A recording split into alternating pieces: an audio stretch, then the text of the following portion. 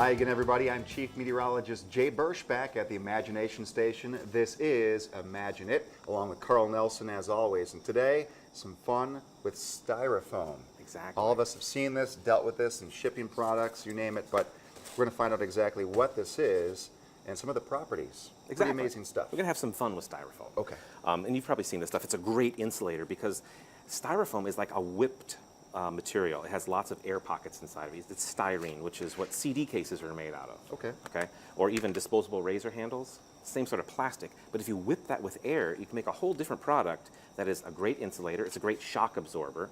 And it's typically like 98% air. Wow. That's why it's so light. Yeah, and to give you a sense of how much air is actually in there, I've got a container here filled with acetone. It's an organic solvent, and it actually will dissolve Styrofoam. Okay. So Jay, why don't you take your cup, take a cup and just stick it bottom first, yeah, just lower it right down into the acetone there, and let's just see what happens. And give it a little press. And you can probably see some bubbles coming off the side. Yeah, the bottom has broken off. Keep pushing it.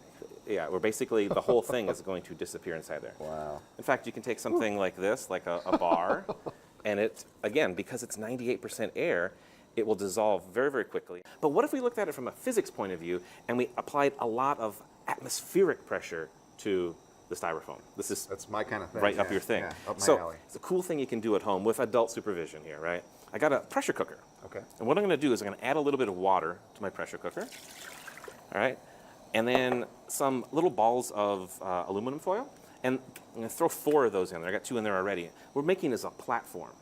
Okay. We're going to put this lid on top of the Styrofoam so it doesn't get wet. Okay. On top of that, we're going to add some Styrofoam cups.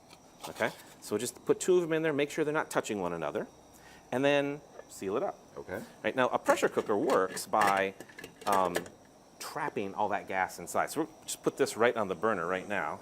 Okay. And we're going to let it go. We're going to seal it. It's going to build up a lot of pressure. It's going to reach probably 15 psi inside there, which is 1 atmosphere. So it's actually reaching double atmospheric pressure. It is now 20 minutes later. We are back. The Styrofoam cups have been cooking, and hopefully some magic's been going on within that pressure cooker. Exactly. And we've released the steam pressure from inside, so we can safely open this up now. And when we do, we'll take a peek inside here. All right, look at that. Is that not the coolest thing? Cool. Check this out. It's like little cappuccino cups. Oh my goodness. Okay, so we started with this. Okay.